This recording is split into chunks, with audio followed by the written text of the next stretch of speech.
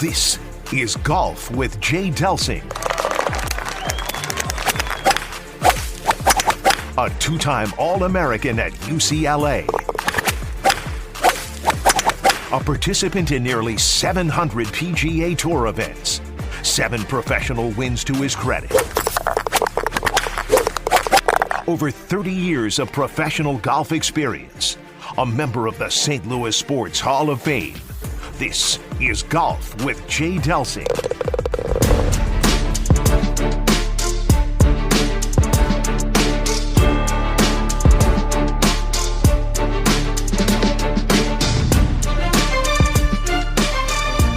Welcome into Golf with Jay Delsing on 101 ESPN. A Sunday morning is upon us, and we come your way every Sunday, 8 to 10, from the CarShield Studios, is always brought to you by Daugherty Business Solutions. With Jay Delsing, I'm Dan McLaughlin. A lot of guests coming up. We'll visit with Zach Conlon, managing partner of Elv8 Golf. Also, Eli Scala, and he is the general manager of xGolf. Also, we'll replay part of a fireside chat that we had at Dalhousie about 3 weeks ago, so that should be fun to hear about that. Always talking golf, that's what we do on this show. And good morning, Jay Delsing. I'm Dan McLaughlin. This is Golf with Jay Delsing. Hey, buddy, good morning. It's great to be with you. Man, the last week of the year, the best week of the year last week was just fantastic. How about this, Danny? You're in a dogfight at Augusta. Everybody is jam-packed on the leaderboard, and you play your last 11 holes 6 under par. It's incredible, isn't it?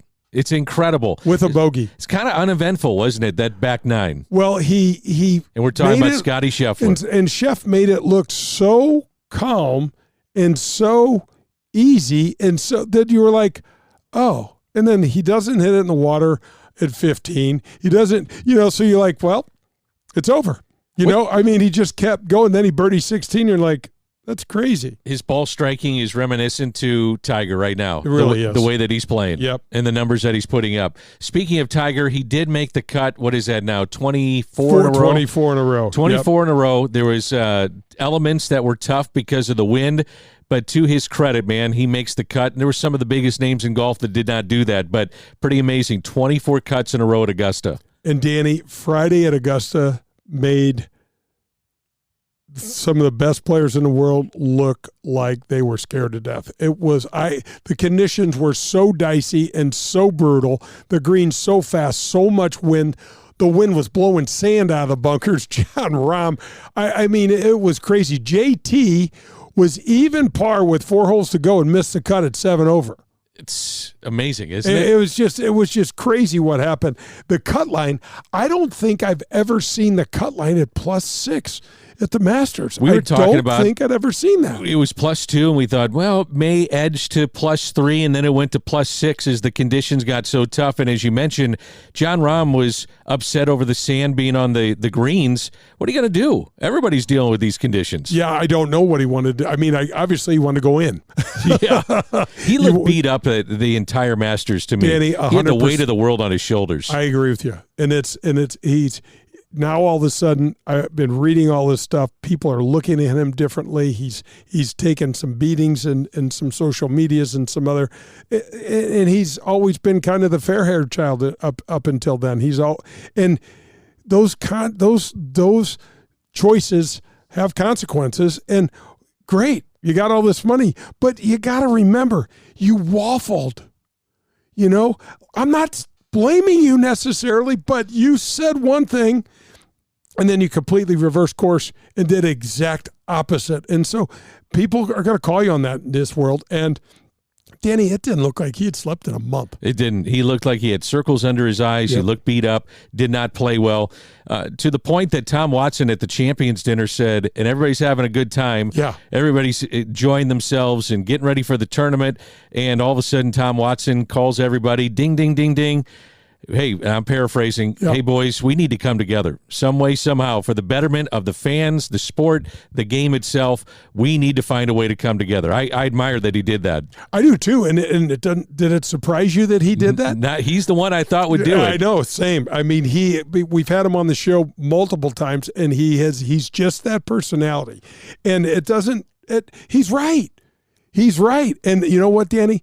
every single guy in there knew that he was right too. It's somewhere along the line. It's got to happen. Hopefully sooner than later. But I just love the fact that at the beginning of the week, Thursday and Friday before the cut line, we're watching all the best players in the world tee it up against each other. I just thought a it was great reminder, isn't it? It was just great. I was shocked at how poorly DJ played. Good weather, bad weather, and there were. Bryson DeChambeau, 65 the first day was amazing, and that's a big deal for him. He came out years ago and said, well, this golf course is basically a par 68 for me, and he's missed the cut the last 2 years. Right. And he's also taken a beating. And I think he walked away with a lot of knowledge and a lot of respect for this tournament and for this golf course and for this place that he never had before. And he wound up finishing sixth. He was right there the whole time, but obviously he couldn't get it done. He couldn't hit it. He couldn't hit certain shots. He definitely missed a boatload of putts, Danny. I thought day 3 when he holds that putt in holds that shot in on 18. I thought that may be the momentum that gets him going. I thought so too, and maybe he'll turn around, shoot 65, and contend. But it turns out that if he shoots a 65, he still doesn't win. Exactly, it wasn't enough. Chef just was the run. How about this, Danny? I was looking at the stats the other day. Scotty Scheffler's played 35 rounds this year in 8 tournaments. Do you know how many rounds over par he has? None. He's not shot over par all year long. I mean, do you know how hard that is to play 35 rounds of golf on PGA Tour caliber golf courses and not shoot over par one? No 73s? Yeah, damn near impossible. Unbelievable. And so you're looking at something really and truly remarkable. And I also was looking at this. He has been world number 1 now for 82 weeks, I think, or 83 weeks. Tiger, 698. I know. 690. You got to be kidding me. I think that's the record that'll never be broken. I totally agree. The world rankings of being number 1. They said something to Scotty. I think it was at the Genesis in L.A. at Riviera. They said, "Yeah, Scotty, yeah." The crowd was yelling. The kids were yelling, "World number 1, just like Tiger, yeah." And then somebody said, "You only have 11 more years." And I was like, 11 years so he was world number 1 for like 12 and a half, whatever 698 weeks turns out to be. The live guys really weren't impactful outside of Bryson DeChambeau. You didn't hear a lot from Mickelson, Nope. Didn't hear a lot from Koepka, Nope. Didn't hear a lot from DJ. He was awful, basically. Yep. You just didn't hear from these guys. Cameron Smith. He had a nice, yeah. But to your point, he was steady. He never jumped up the leaderboard at all. He was just steady. He wound up finishing T6. Patrick Reed was another one. Where he finished tied? I thought he was 10th or 12th. Or 9th or 12th. Yeah, somewhere in there. But again, never heard anything from nice tournaments. Don't get me wrong. Yep. But never a threat. Never a threat. Let me throw some names out at you and just get your reaction. Colin Morikawa. Well, so here's I was about to say, I was really impressed. He threw himself into the mix. He was right. But then on Sunday, he just looked like he either ran out of gas, ran out of heart, ran out of courage. I'm not sure what. But, golf's just hard. Maybe it's just golf is hard. He's out there from 200 yards on number 11. He doesn't want to bail out and hit it right of the green. But right of the green's got to go instead of left of the green. And he and Ludwig Aubert, both hit it in the water on 11 and both wiped out their chances.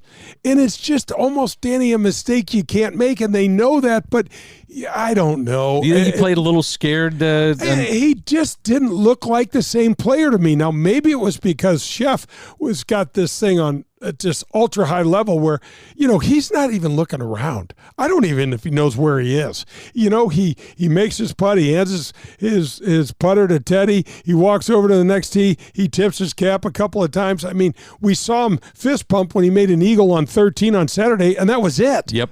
I mean, and then it's like it's over. I thought the only person that could stop him from the Masters was Meredith, his wife. Yeah, exactly. We're having a baby. You got to come home. I totally agree. I was wondering, if you're her, I know you try to probably hold on have as much as you can. Probably have this. That's us as guys saying that too. I know. You have this agreement with your husband, but man, if it goes, I mean, and you're in the back nine, you're going to pull him off with one hole to go? Yeah. I don't know, man. I would have said, hold on, we're fine. He's going to make it. You know, this baby's not going to come right away anyway. That's just me talking because I want to win the Masters. I don't blame you. Yeah, He was just unbelievable. Ball striking is just incredible, Yep. and it's a swing that I would assume, Jay, you would never teach with the back foot and how it comes flying out. It's just such an odd-looking swing. It is an odd look. But, you know, Danny, a lot of the kids' footwork and what their feet do in the golf swing nowadays just is so unconventional. If you'd have told us, but no one ever dreamed of swinging this fast. Something's got to give, right? I mean, I start looking at guys because my left ankle is blown up from all the years of pivoting on it.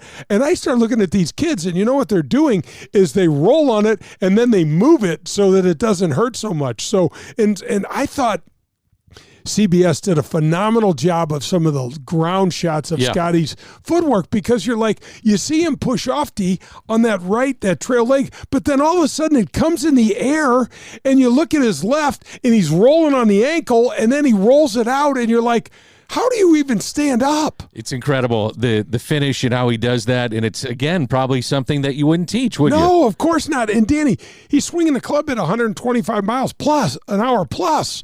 So, something's got to give. What's the average on the swing speed on the PGA Tour? Do you have any idea? Yeah, it's in the 120s. It's in the 120s. So he's right there. Absolutely incredible. Yeah, and he's not the longest guy, but he leads in strokes gained driving. He's always right up there. He and Rory are, if Rory has a good week, Rory's usually better. But Scotty has got this uncanny ability to hit it, 310 to 15 yards and hit a lot of fairways. Another Masters and another non-Masters championship for Rory McIlroy. It's just it's right now. You got to wonder if he's going to win another major. Another major, and I don't know. Is he ever going to win there? I don't see it there. I don't see it there. I just feel like the skeletons and the ghosts are too big. He gets there, he might be playing great, and it just doesn't happen for him. Last year he finished tied for second, but it was a closing 64. It wasn't really close, and so I don't know, or was it the year before? Whatever it was, but when he closed with a last year he missed the cut. The year before when Chef won, he closed with a 64, but he wasn't close.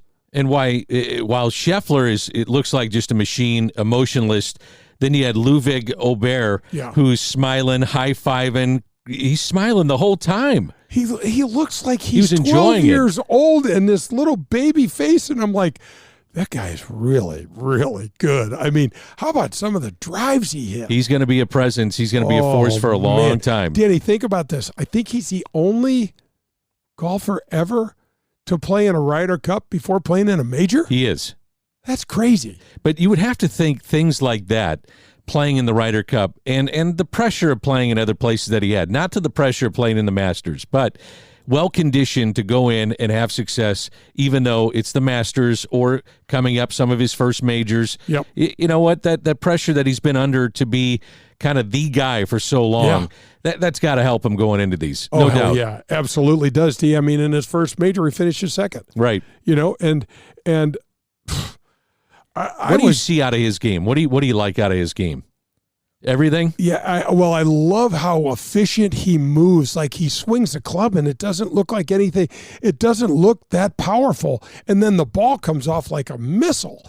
I got to tell you, I'm probably most impressed with his short game. He looks incredibly accomplished. Well, you don't win 3 times around the world, in your first 5 months of being a pro without having a hell of a short game. And you're also not number 1 amateur in the world for the last 2 years without having a hell of a short game. But, there's short game and then there's short game at Augusta. And Danny, through the crazy metrics that we have now, they've proven that the short game at Augusta is 5% harder than any other place, and because of green speeds, because of slopes, and because of the tightness of the lies.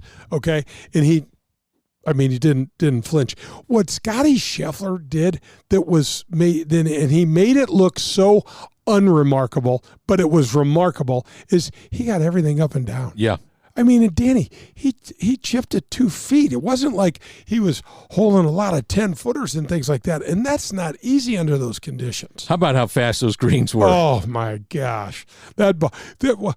Who was on the back part? It was DeChambeau. He had a 7-iron into 13 on Saturday, and he was just on the top ridge. And Danny, that ball just started rolling, and it went 15 feet past the hole. He could not have hit it any softer. Going back to Scheffler, if you were his coach, what could you possibly say that, Scotty, I picked this up on the Masters run. Maybe you need to tweak this a little. Is there anything in his game that you would tweak? I just stick with the fundamentals. Randy Smith's a great guy. He's been coaching him for 20 years, the only guy that's ever coached him. And he said between Fridays and Saturdays round, they picked up a little bit of ball position thing. The ball was getting a little too far forward. And so he had missed a couple of shots that he doesn't typically miss. They didn't really stand out to me, the ones that he missed, but they said he just moved the ball a little bit and off he went. I mean, you know how hard it is to just be that machine-like? I mean, it's just difficult, and he makes it look so easy. I thought one of the great things that we saw in the Masters, once it was done and he's making his walk to sign his scorecard, and he stops and waits for his caddy, and his caddy is Ted Scott, who's been doing this forever, 4 Masters now. 4 Masters now. And waits for him, and Ted's got the flag on 18, and waits for him, though, to be part of the team that's moving forward. I just thought that was class. It was a great gesture. It was an absolutely great gesture. And Ted's won twice with Bubba, and 2012 and 2014, and now twice with Scotty in 21 and 22 and 24. And we've had him on the show, 3 times, and he said he'd come on again. I texted him and said, congratulations. So, Danny, the reason he's carrying the flag and the flag stick is there's a bolt on the top of the flag stick. He couldn't get it off. And so, but he's not, that's his trophy.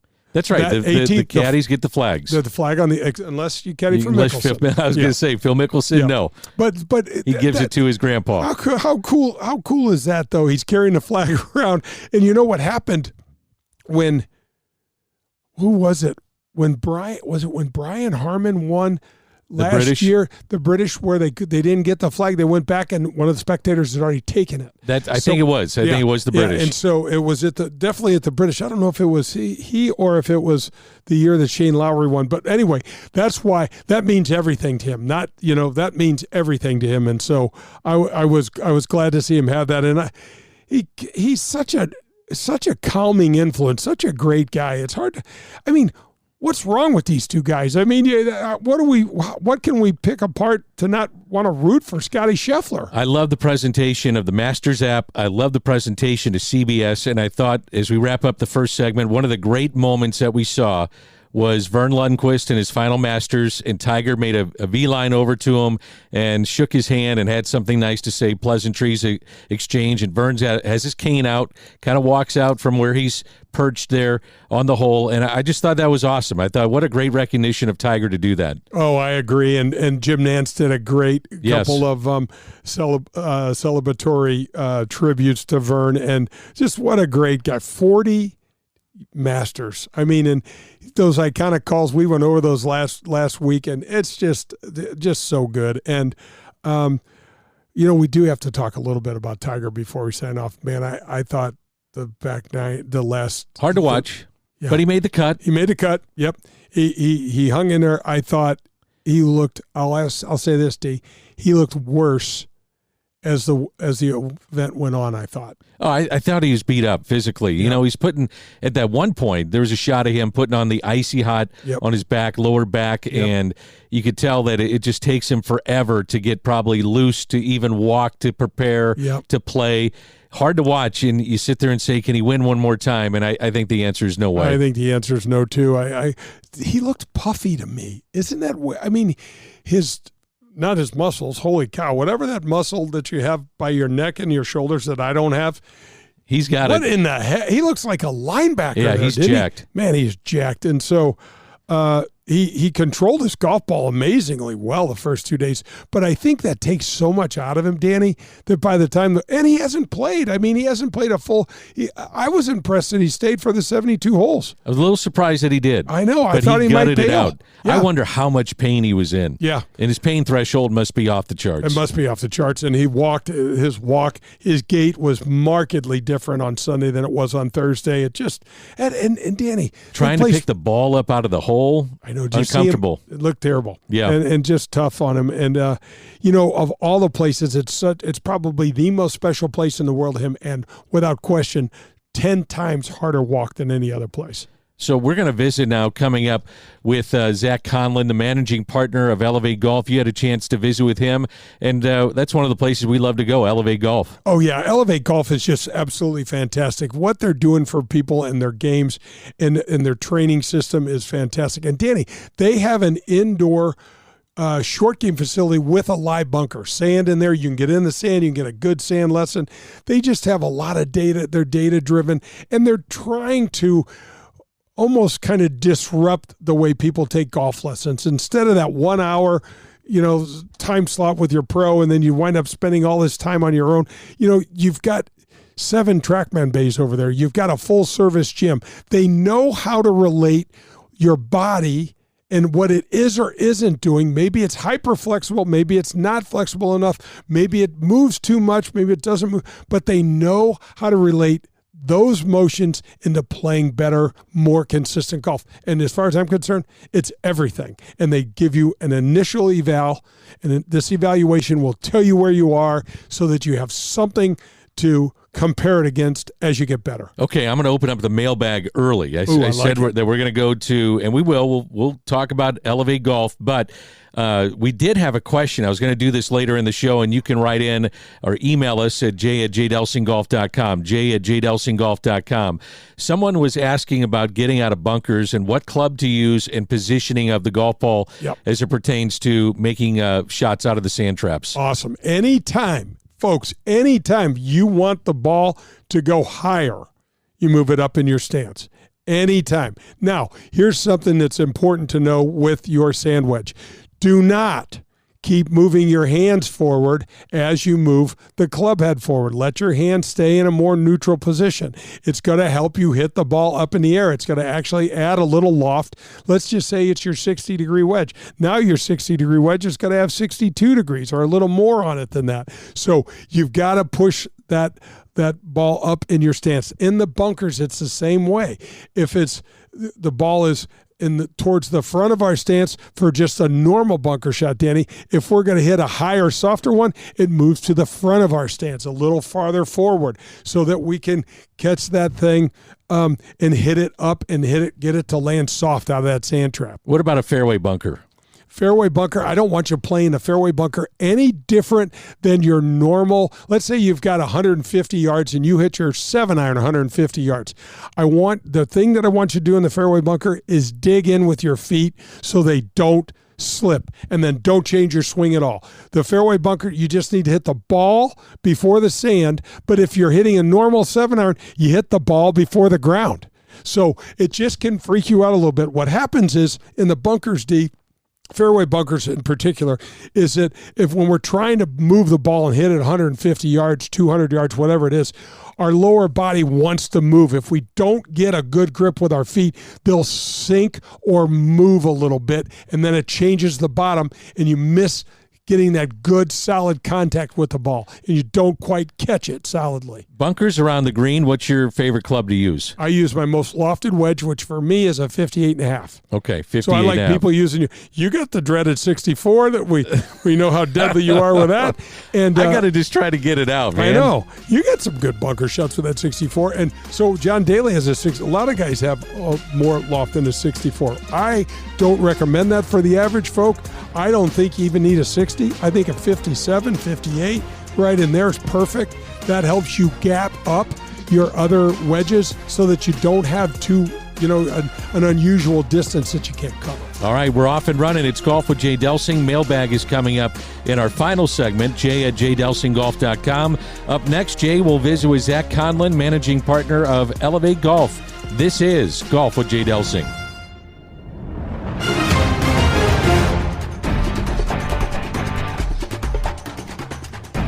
I'm delighted to welcome the Amateur Players Tour to the Golf with Jay Delsing show. The APT team has worked so hard to establish a national golf tour for amateurs. Folks, don't miss out on this opportunity. If you love golf and ever wondered what all the fuss about tournament golf is, then this tour is for you. We just released the 2024 schedule, and it is a beast. There's 21 events currently in the metropolitan St. Louis area, with many more to come. But check out these golf courses: Paynes Valley, Ozark National, Stonewolf, Ambrier, Persimmon Woods, Gateway National, and a 36-hole event on Norwood's West Course, and many more. Okay, so the courses are certainly cool and nice, but what's really neat is the way the events are run and how they are run. The APT team does a fantastic job of closely monitoring handicaps and ensuring a good and fair competition. There are 5 divisions, a year-long points competition, major championships, elevated events, and much, much more. Right now, there are over 6,000 members in 41 different local chapters across the country, and all that's happened in just over 5 years. Join now and don't miss out on the best tournament golf in the country, run for amateurs by amateurs themselves. Go to amateurplayerstour.com. That's amateurplayerstour.com. Get ready to watch the legends of golf up close when they compete at historic Norwood Hills Country Club right here in St. Louis. The Ascension Charity Classic will be back again with some of golf's greatest names: Steve Stricker, Padraig Harrington, John Daly, David Duval, Bernard Longer, Justin Leonard, David Toms, and more will compete, returning September 3rd through the 8th. Visit AscensionCharityClassic.com for information. Are you driving an out-of-warranty car? It's only a matter of time before your out-of-warranty vehicle is in the shop costing you thousands of dollars. Auto repair costs are up nearly 20% from last year, which is 4 times the rate of inflation. If an unexpected breakdown happened today, would you be ready for that? Well, now you can be with a plan through CarShield. Even if your car is just over 3 years old, it's still prone to expensive costs. Your car is more than just getting you from point A to point B. Traveling by car is a way of life. From picking up your kids to going to a new restaurant, cars are a daily essential. When you enroll in a car protection plan through CarShield, you can look forward to the following: the price will never go up no matter how many claims you file, or no matter how high the mileage on your car increases. CarShield offers protection plans that start as low as $100 per month. That's $100 per month. They have repair coverage for up to 5,000 different parts of your vehicle. Plus, when your car breaks down and you're stuck on the side of the road, you get 24/7 coast-to-coast roadside assistance. You also get complimentary towing and rental car options. CarShield has my back when my car breaks down, and they can have yours too. Call CarShield today at 800-465-6550 or visit carshield.com. It's CarShield, proud sponsor of the Golf with Jay Delsing show. Hi, this is Peter Jacobson, and you're listening to Golf with Jay Delsing.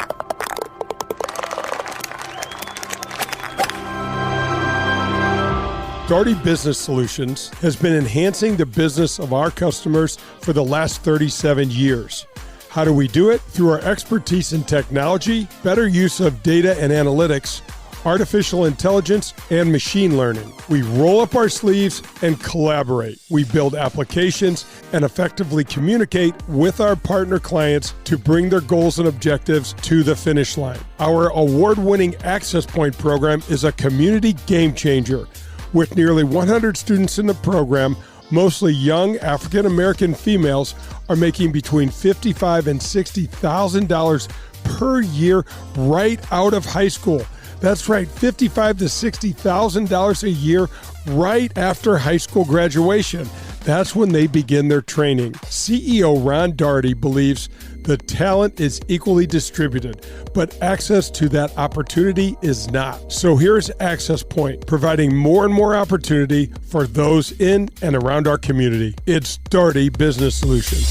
This is The Front Nine, presented by the Ascension Charity Classic. To learn more, visit AscensionCharityClassic.com.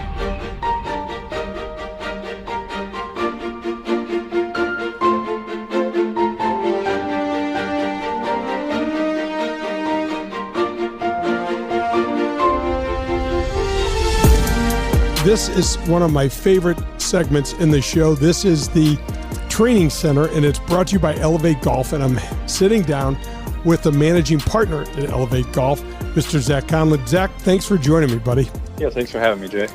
Last time we had you guys on, we were kind of lousy weather. Things have changed a lot. We got sunshine. We've got a lot of things going on. What's happening most often? I know you guys have a lot going on. What's happening currently out at Elv8? So currently, actually, we have a lot of our high school boys players that are, in season right now. And as a courtesy to them and for them training with us through the wintertime, actually, they get to come in, and if they need a brush up or, a fine tune, we don't do any major like swing changes. They get to come in, after practice or if they don't have practice or a match one day or on the weekends and see a coach and just have those conversations that help them, maybe get through a chipping malfunction or understanding their shot shape a little bit better so that they can manage the golf course a little bit better. Oh my gosh. I wish if someone would have told me shot shape, I'd be like, what are you talking? When I was in high school, I'm like, I'm just hitting it, Yeah. It's kind of fun. And conversely, Zach, this is probably a perfect time for our young female high schoolers to get in there and get on the machines, take a look at the numbers and see if there's something that they want to kind of tweak or make a change to. Yeah, now is the time because, approaching the summer and then going into the fall, if there's any, big change that needs to be made or any swing change that needs to happen, we want time to get those reps in and make it comfortable before we get into season. So trying to do it the week before, you're kind of limited to how much you can do, but we still have time now to get these young ladies in here and get them in shape and ready to go for the golf season. Absolutely. And folks, if you don't know, you got to go to Elv8 Golf. It's out in Lake St. Louis. Just Google it. You'll find it. And they've got 7 TrackMan bays out there. They've got a super cool short game area with a real live sand bunker. And a full service gym, a player's lounge. Zach, what am I missing?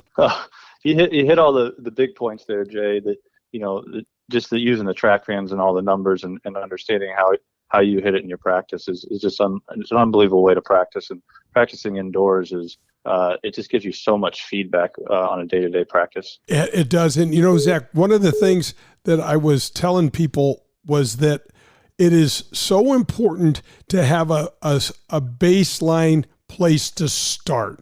And when you go to Elv8 Golf, you get the evaluation and you know where you're starting so that when you set out to make improvements or to make adjustments, you have something to monitor and something to compare it to, right? Yeah, we don't do anything with anybody's golf swing or game until we understand where they're at. So we test their swing, their short game. We put them through a full body assessment. We got to understand how they move, how they swing before we do anything with them. Once we go through that assessment, then we build a nice structured practice program for them to follow.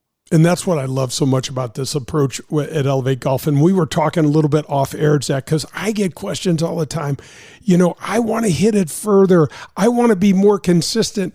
And Zach, if your body's not functioning well, and another thing that we can tell you at Elv8 Golf, where you're deficient, where you might be weak, where you need to get a little stronger, a little more flexible. But if your body's not moving efficiently, good luck with all that stuff. Yeah, the body has to respond to the swing. So if you can't move a certain way, the club might not respond a certain way. So you might have to swing, steeper if you can't rotate so that you can hit the ball solid. To get the swing on plane, you have to have good body rotation. So making sure that we can get into those positions and move our hips and our back appropriately. We need to go through the assessment and make sure we hit all the exercises to make everybody move better. Yeah, exactly.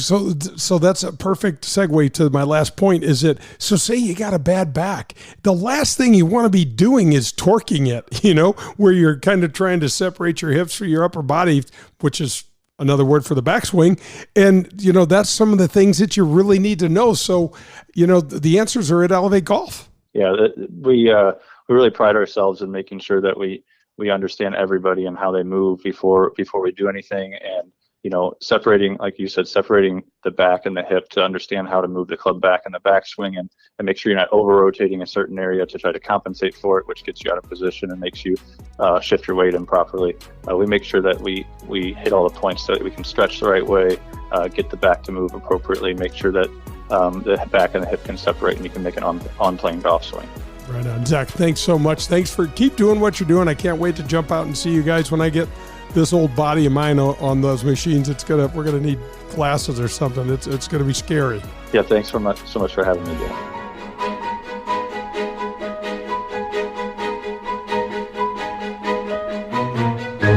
That was the Front Nine on Golf with Jay Delsing, presented by the Ascension Charity Classic. We're halfway home, and next we'll make the turn.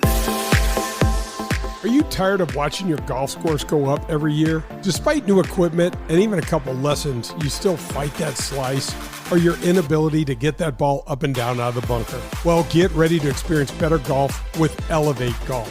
At Elv8 Golf, we're changing the way golfers practice with our innovative and data-driven approach to learning and, most importantly, improving. We have an array of membership options where you can find the perfect fit for your golf, your lifestyle, and your budget. Whether you start in our full-service gym, the short game area that has real sand bunker, or one of our 7 TrackMan simulator bays, the team at Elv8 Golf will do a complete assessment of you and your game, which is crucial because if you don't know where you're starting from, it's nearly impossible to attain a goal or a new level. Call us today at 636-265-0557 or visit us at elv8golf.com. That's ELV, the number 8, golf.com. Contact us today and get ready to play better golf.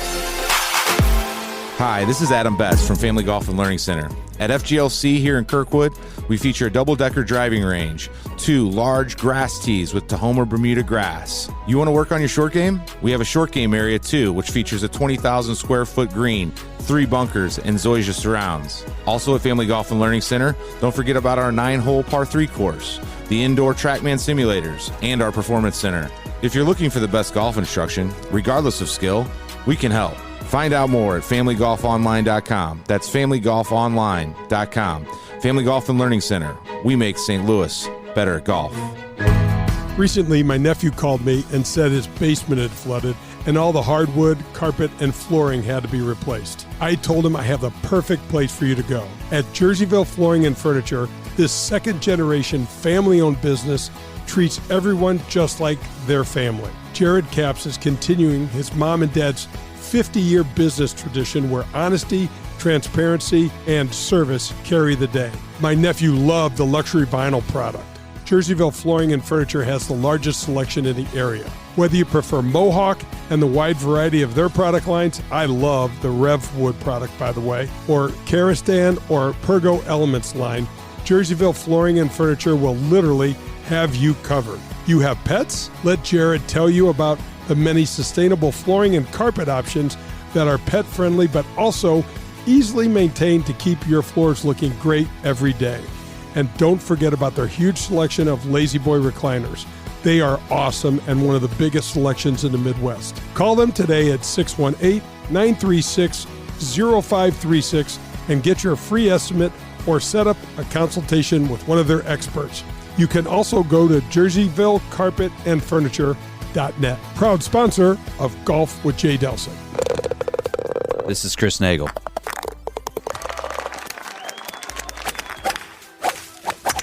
And you're listening to Golf with Jay Delsing. If you're in the market for a new or used vehicle, any make or model, then you need to visit the Dean Team Volkswagen of Kirkwood. They are the official vehicle provider of the Golf with Jay Delsing show. My daughter and I both drive vehicles supplied by Colin and the Dean Team Volkswagen of Kirkwood, and it's because we know we can trust them. They made the car buying experience painless and easy, and their customer service is second to none. Every single step of the car buying experience was taken care of for us. You can reach Colin at 314-966-0303, and he will answer all of your questions and put your mind at ease. The Dean Team Volkswagen of Kirkwood has new or pre-owned vehicles to be purchased or leased, whichever you prefer. Once you visit the Dean Team Volkswagen on Manchester in Kirkwood, you'll be a customer for life because they will treat you like family. The Dean Team Volkswagen of Kirkwood, the official vehicle provider of the Golf with Jay Delsing show. This is Golf with Jay Delsing. We're halfway home and it's time to make the turn. Let's get back to Jay and Dan.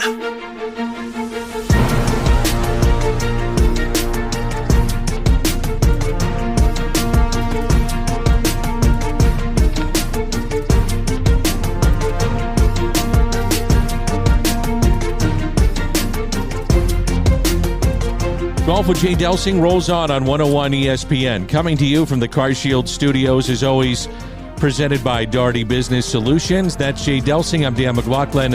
One of the things that you got into there with Zach is changing your swing. And that's just something that's not very easily done, is it? No, Danny. And I mean, we talked, a couple weeks ago about Tiger has changed his golf swing multiple times. And I think everybody has basically changed their swing multiple times. I know I'd changed mine twice. If I had to do it over again, I wouldn't have changed it at all. I would have just got my butt on the putting green and the pitching green and figured that out and dealt with my the imperfections that I have, because the hitting the ball and my height was so difficult anyway that I wasn't going to improve enough to make enough of a difference. You know, when I was good with the old way, I was fine. When I was bad, I was terrible. But I could have shorted up with a little short game and been, probably wouldn't have thought it was quite as bad. So what I thought is interesting about Zach and what they're doing at Elv8 Golf right now is that they're targeting, and the girls are the high school girls are using Elv8 more right now than typically, because their season is in the fall. This is a perfect time to start making a little swing change. And let's make sure we define this correctly. We're not talking about necessarily talking about an entire overhaul. Like we're going to try to, but when you have time and you don't have a lot of major tournaments coming up for your schedule, it's okay to get in there and start thinking more about your swing and thinking, okay, I need my hips. Like one of the things I work on with Avery all the time is to get her left hip to turn around instead of turning towards. She pushes it out towards the target first and then turns it around. The club will get stuck behind her and she'll spray her driver out to the right a little bit. And so this is a great time of year for us to work on that sort of stuff. That's what we've been working on. So I'll get with Avery, and she'll go to the top of her swing, and then we'll let her hip needs to move forward, but not towards the ball. And Danny, we're talking about an inch. It's so slight, you almost can't see it. But what happens is it screws up the sequencing of how the club falls. And just that inch makes that driver head come in a little bit late, and it's open, and it goes out to the right. What do you think a simple thing that you see with amateurs that they can do to improve their swing? So not overhauling their swing, as you said, but for an amateur, the guy or the lady that's going out there, maybe playing today, what are little things that you pick up that they can do? Grip pressure. So when Greg Norman won his first major championship, Jack Nicklaus called him the night before and said to him, Greg, focus on your grip pressure tomorrow. Don't grab, because Greg Norman he's an adrenaline guy, and he's foot on the gas, and I'm going all out and I'm white knuckling. Nope. And that's one of the reasons why Danny, quite frankly, he didn't win more, because he didn't know how to back off just enough. And grip pressure is a thing, because if you remember when you had the great calls with Albert Pujols and he's standing at the plate, and Danny, it's like he's barely holding the bat. And we've talked to Brett Hall, we've talked to Wayne Gretzky, when they're at their best, they're barely gripping that stick. They're not white. My dad said to me when he was hitting well at Major League Baseball, he goes, the bat felt light and it just almost swung itself. And he goes, when I was bad, I was churning that grip into sawdust, man. I was squeezing it so hard. So folks, lighten up on that grip. Lighter grip pressure will help a ton. It'll loosen up the muscles in your arms and in your shoulders, and it will absolutely translate into better turn and more feel. Why would Tiger change his swing three times? I always wonder that. Danny, he's 19 years old. He wins the Masters in 1997 by 12 strokes after shooting 4 over his first 9 holes, and comes out knowing he had to change his swing. But why? Do you agree with that? I mean, do you think that was right? He said he couldn't hit the shots. I don't know. He just won the tournament by 12 shots. I don't know what he's talking about. Yeah. It's interesting. Danny, when I was that age, I didn't know which pair of shoes to wear with which pants I was wearing. I'm going to come out of there changing my golf swing? There's no way. Coming up, we'll take you to xGolf. The general manager of xGolf is Eli Scala. That's next on Golf with Jay Delsing. That was Making the Turn. Coming up, we head to the back nine. You're listening to Golf with Jay Delsing. Do you remember the golden rule? I'm sure you do, but just in case, it goes like this. Treat people the way that you'd like to be treated. At People's National Bank, that one statement is the cornerstone of what this bank is all about. Locally owned, with 23 locations in Southern Illinois and the metropolitan St. Louis area, People's National Bank parlays a robust menu of commercial or personal banking services you could possibly need with a friendly yet hardworking Midwestern attitude. Maybe you just want to do business with a bank whose entire team lives in the same neighborhoods as we do. If you're like me and doing business with someone you trust is important to you, then People's National Bank is the bank for you. Jason Rantham, local president, is here for you to call, and he'll answer any questions you may have.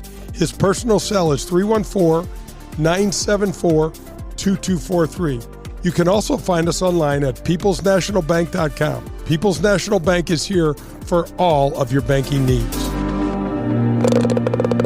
This is Paul Lazinger, and you're listening to Golf with Jay Delsing.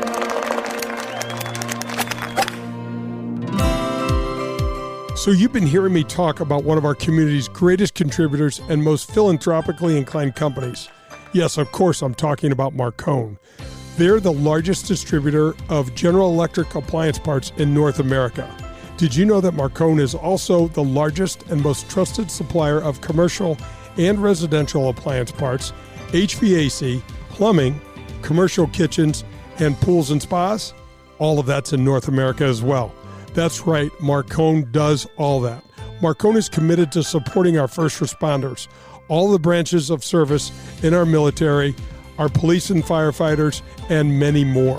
From the viewing deck at the Ascension Charity Classic, founded in honor of our military heroes, to their commitment to Reese Across America program, Marcone is here for you and your family as well as your community. That's Marcone, the official sponsor of the Golf with Jay Delsing show. Hey, St. Louis, Eddie McVeigh here from Maggie O'Brien's. When you head downtown for a concert or cards or blues game, and now for the St. Louis City soccer game, please come see us at Maggie O'Brien's before and after your event. Take our shuttle to and from, or stay in-house and watch your favorite team on our multiple high-def TVs. We look forward to seeing you soon at one of our 2 locations in Sunset Hills on South Lindbergh or downtown at the corner of Market and 20th Street. Union Station is next to us. A professional golfer, as you watch on TV every Sunday afternoon, never ventures onto the course without his trusted caddy. This was true for me for my entire career. I want you to think of Powers Insurance as your insurance caddy that you never had. Just as my golf caddy helped me to assess risk on the golf course, Powers Insurance can do the same for you in your busy and complicated life. Tim Davis, COO at Powers Insurance, did exactly that for me and saved me over 50% on one of my coverages. A good insurance risk advisor can help you know when to take a chance or when it may be smarter to take a little more club. Give the folks at Powers Insurance a call and get a caddy for all of your insurance needs. Call them at 314-725-1414. That's 314-725-1414. That's Powers Insurance. This is Golf with Jay Delsing. The Back Nine is presented by Pro-Am Golf, located in Brentwood. See what Pro-Am Golf can do for you.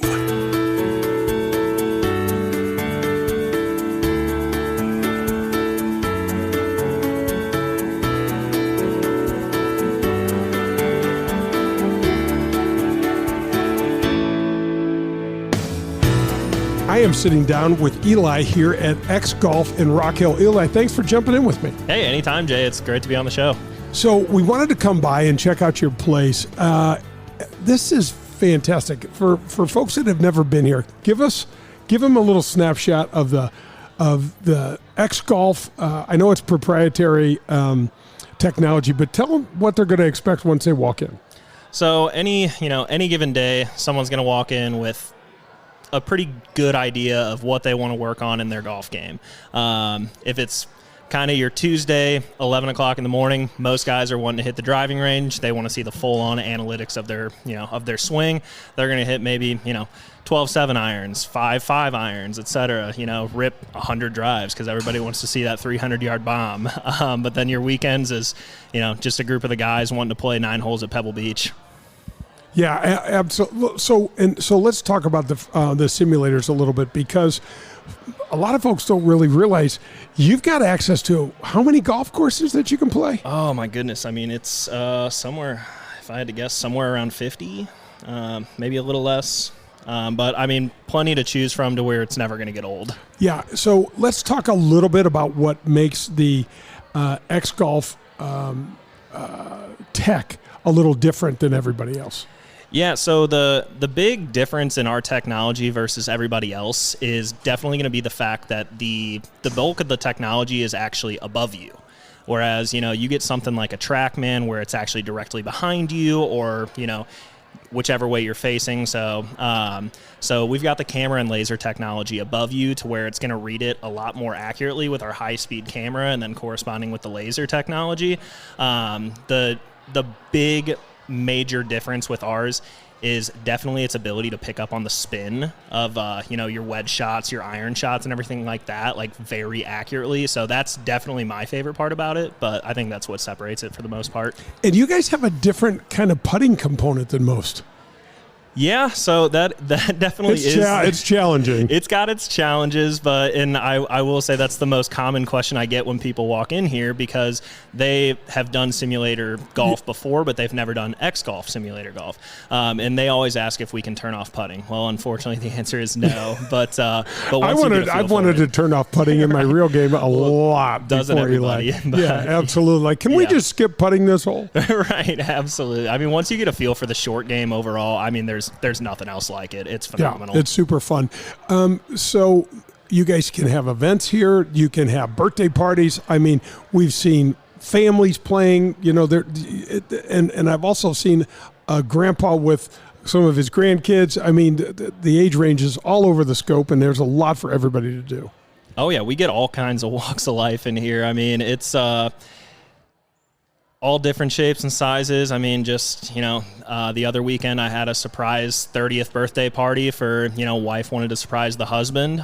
We've actually gotten a couple of those recently, so those are actually really fun. And then, they don't know what's going on, and they get here and it's just one big party. Yeah. Another day is, kind of like you mentioned, grandma and grandpa killing time with the grandkids. And then, you get just kind of your random, like, last minute, reservations with the 4 boys just wanting to, have some camaraderie and some competition, and just kind of have a few beers and have a good time. Yeah, it's kind of like, people are always asking me, like, is it like Topgolf? It's like, this is Topgolf inside, man. We got climate control in here. It's 100 degrees outside. We're right here at 72, and you've got a great bar. You've got food. I mean, everybody's enjoying everything. Oh, yeah. It's, I mean, kind of what I usually tell people is, Topgolf is great and everything like that. They're kind of 90% entertainment, 10% golf. Well, we're 90% golf, 10% entertainment. I mean, we've got the full-on bar, but most people are coming here for the golf rather than, a lot of times they do have the option to socialize, but it's golf first. Yeah, you can really work on your game here. I mean, you can get in there and hit balls. You can practice, and the tech makes it so much nicer. Oh, it's amazing. I couldn't ask for anything better. How do people get in touch with you? We're at the Rock Hill location. How do people get in touch with you, and what? Give us some information. How do we get involved? Yeah. So, I mean, pretty straightforward. My email is eli@xgolfstl.com.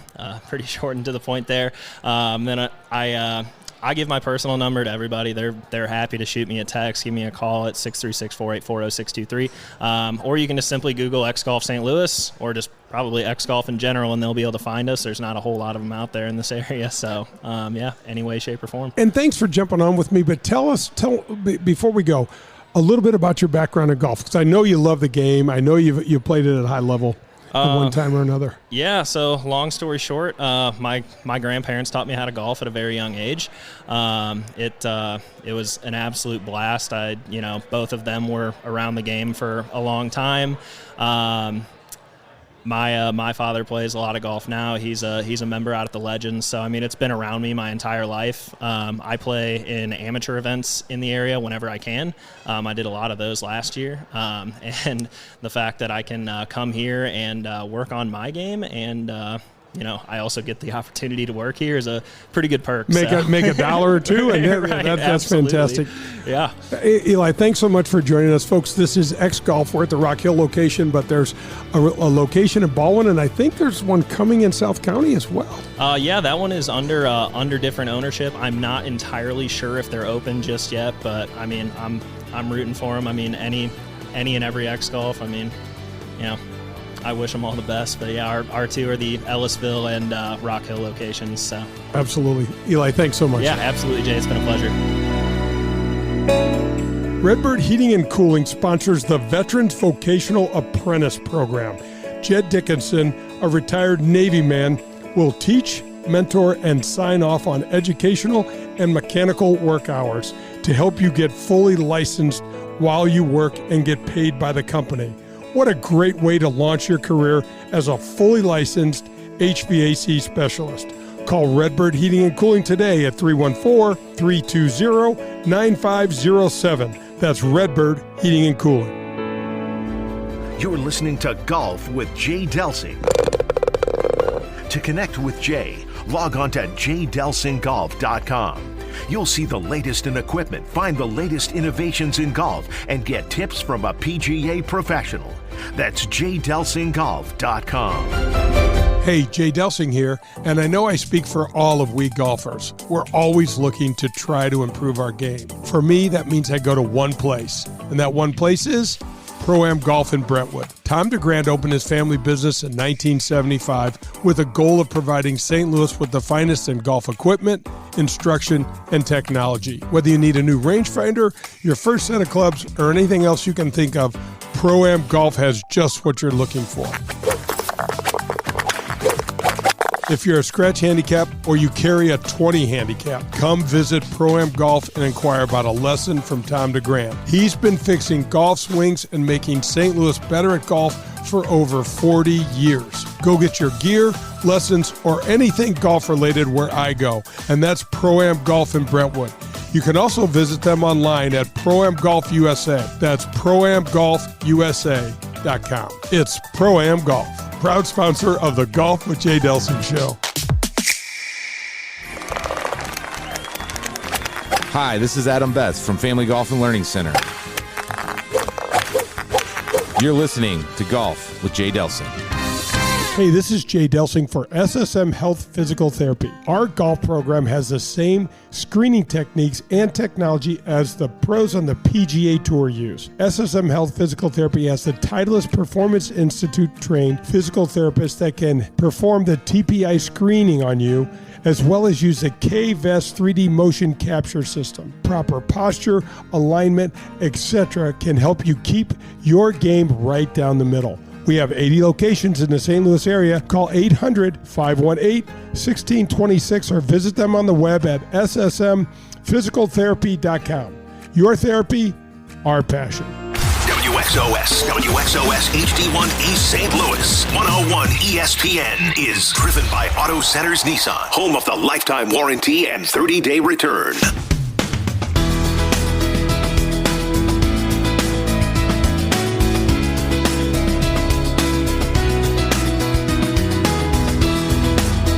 This is Golf with Jay Delsing on 101 ESPN. A reminder, we do this 8 to 10 every Sunday. That's Jay Delsing. I'm Dan McLaughlin. We've heard from Zach Conlon, managing partner of Elv8 Golf. Also, Eli Scala, just moments ago, the general manager of xGolf. Let's take a look at where the PGA Tour will stop this weekend. It's RBC Heritage. They'll wrap it up today. Hilton Head. And Jay, let's dive into what folks should be looking for on a Sunday on how this course plays. Oh, man, it's a beautiful golf course. The lighthouse, Danny, is so iconic, that red and white lighthouse. It's considered the low country down there in South Carolina. One of my favorite events. It's an interesting golf course. It's extremely narrow. It has got some of the narrowest tee shots you'll ever see. But, Danny, a bomber really fares well here and has over the years. And so we had Matthew Fitzpatrick won last year. He is not a bomber, but he's a hell of a player, and he beat Jordan Spieth in a playoff. And so we've had some really interesting finishes down there. A lot depends on what the weather does, Danny, like the wind does, because you'll be in the meat of the golf course in the middle of it. You're in the middle of these big oak trees, and you're hitting low shots and all this stuff. And then you come around the corner at 16, you turn the corner, and all of a sudden, boom, there's Calabogie Sound out there, and the wind hits you, and then you have the 17th plays usually directly into that wind, and then the 18 blows left or right. And Danny, I got to tell you this story about this course. So Steve Jones had a caddy. And we talked about this caddy. I met this caddy when I was in college at UCLA. His name was Artie. Big, tall guy, about as tall as I am, tall, thin guy. And he had never won on the PGA Tour before. And he has had Steve Jones. And Steve Jones, he didn't caddy for Steve when Steve won the U.S. Open and some other events. But he had him here. And Steve had a one-shot lead on 18. Now, Danny, number 18 at the RBC Heritage is the widest fairway you've ever seen in your life. It's so wide, it's unbelievable. You have to hit. Now, most of the guys will hit 3-wood or something less than driver off it, but it's 95 yards wide, Day. It's unbelievably wide. I think like half a dozen times in my career did I hit every fairway, and RBC was twice. And when I got to 18, I'm like, I can't miss this fairway. And I hit it right down the middle. Artie is standing on the tee, and they're trying to figure out what shot to hit. And I'm thinking, this is the easiest shot. This is not now the second shot's demanding. You got the sound to the left and all the water and all that other junk. But this, he makes this swing, and this is back in the day, and all you could hear in the background, Danny, was, oh no. And Steve Jones missed it. Hit it out of bounds to the right on number 18. So how wide is this thing? I'm not kidding you. It's at least 90 yards wide. It is. How does a pro miss that? I don't know. Listen, I've done everything, but I've never done that. I mean, there's OB over there, Danny, but you walk and it's still 30 yards right of where you walk. It just happened. And I thought, poor Artie. Yeah, I bet you did. He didn't get the win. He did wind up getting some wins with Mike Reed later on. But that golf course is demanding, and it is small greens, D, and lots of shaped shots. You got to draw it. You got to fade. You got to hit it low. You've got to hit a lot of different things. There's some quirkiness in there. There's the par threes are weird. The 14th is a short little thing that, man, it can get weird if it gets windy. So, it'll be interesting to see how it unfolds. I don't know what their weather's been. If the golf course is dry and plays hard and fast, the scores would stay down. If it's been soft and they got a bunch of some of these storms that have blown in, then the guys will blow the place up. Isn't it interesting that if you're a player, the letdown going from the Masters to this? Yeah. Just as a fan, I feel that, and I love watching PGA Tour golf. Yeah. It's the best. It is. But last week was special. That's the thing. It's just a thing, you go man. from the Masters, and then all of a sudden you're like, wait a minute, I got to do a Pro-Am on Monday or Tuesday or whatever it is, Wednesday. And you're like, this course? Yeah, I agree. But still, it's the PGA Tour. I know. And they're giving away a boatload of money. Boatload of money. I'll take some. Do you agree, though, that there is somewhat of a letdown for some of these guys? Or after a while, they start to amp it up back again? I would think so. I mean, a lot of the guys don't play. Yeah. A lot of the guys don't play. I think Aubert's playing, and that'll be fun to watch. But he's also never played there before. I mean, he's a rookie. Of course you're going to go there. It's one of the best stops. So, Rory's playing as well. So, I don't know, man. Somebody like Rory might want to get out of Augusta. I mean, I can tell you this, D. Ernie Els 7-putted or 8-putted number 1 the last time he played at Augusta, and he was fed up, and he's like, I'm never coming back. Yeah. How about that, Ernie Els? When that gets under your skin. Danny, when these scar tissues get that big and get under your skin like that, tough to get over, isn't it? It's tough to get over, brother. That's what we were talking about Rory. I mean, I don't know, man. Does he ever win at Augusta? I mean, I'm saying he's worse than even money just to win over there. I don't think he does. Our final segment will include the mailbag, jay@jdelsinggolf.com. But up next, we're going to take you to Dalhousie, one of the gems of the Midwest, if not the country. Should be fun to hear that in our fireside chat. This is Golf with Jay Delsing. Daugherty Business Solutions has been enhancing the business of our customers for the last 37 years. How do we do it? Through our expertise in technology, better use of data and analytics, artificial intelligence, and machine learning. We roll up our sleeves and collaborate. We build applications and effectively communicate with our partner clients to bring their goals and objectives to the finish line. Our award-winning Access Point program is a community game changer.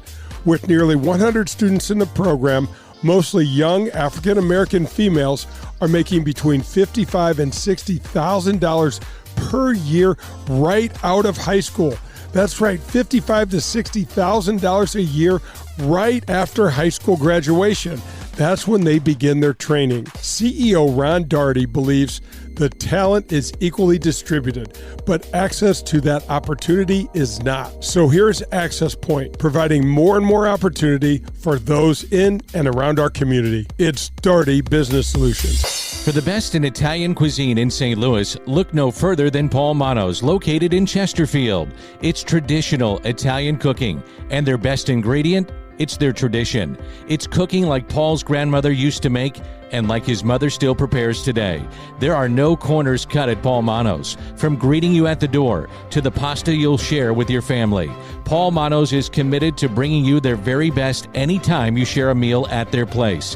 It's Paul Manno's, located in Chesterfield. Are you driving an out-of-warranty car? It's only a matter of time before your out-of-warranty vehicle is in the shop costing you thousands of dollars. Auto repair costs are up nearly 20% from last year, which is 4 times the rate of inflation. If an unexpected breakdown happened today, would you be ready for that? Well, now you can be with a plan through CarShield.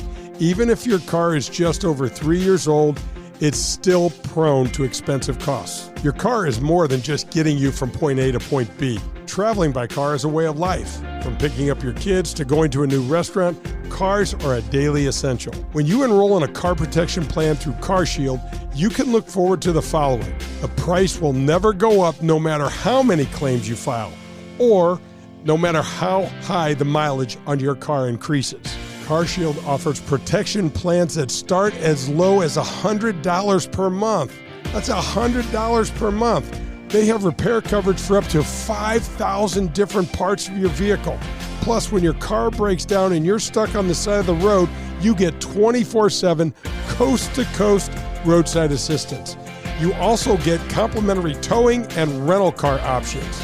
CarShield has my back when my car breaks down, and they can have yours too. Call CarShield today at 800-465-6550 or visit carshield.com. It's CarShield, proud sponsor of the Golf with Jay Delsing show. This is Adam Betts from Family Golf and Learning Center, located in Kirkwood. Our motto is play your best golf. We have the best instruction for every skill level. 2 female instructors along with our 8 PGA instructors. We're there for the kids and the adults who are starting to play and trying to refine their game. Family Golf and Learning Center features a double-decker driving range, grass tees, and a short game area, along with indoor simulators and a performance center. That's not all. Don't forget about our Back Nine Bar and Grill. Find out how we can help you and your family. Head to familygolfonline.com.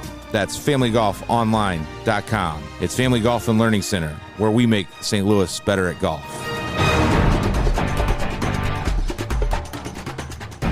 I'm delighted to welcome the Amateur Players Tour to the Golf with Jay Delsing show. The APT team has worked so hard to establish a national golf tour for amateurs. Folks, don't miss out on this opportunity. If you love golf and ever wondered what all the fuss about tournament golf is, then this tour is for you. We just released the 2024 schedule, and it is a beast.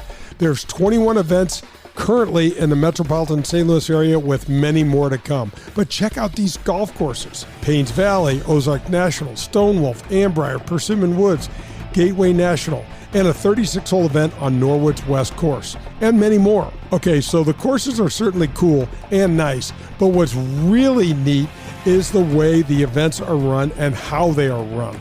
The APT team does a fantastic job of closely monitoring handicaps and ensuring a good and fair competition. There are 5 divisions, a year-long points competition, major championships, elevated events, and much, much more. Right now, there are over 6,000 members in 41 different local chapters across the country. And all that's happened in just over 5 years. Join now and don't miss out on the best tournament golf in the country, run for amateurs by amateurs themselves. Go to amateurplayerstour.com. That's amateurplayerstour.com. Get ready to watch the legends of golf up close when they compete at historic Norwood Hills Country Club right here in St. Louis.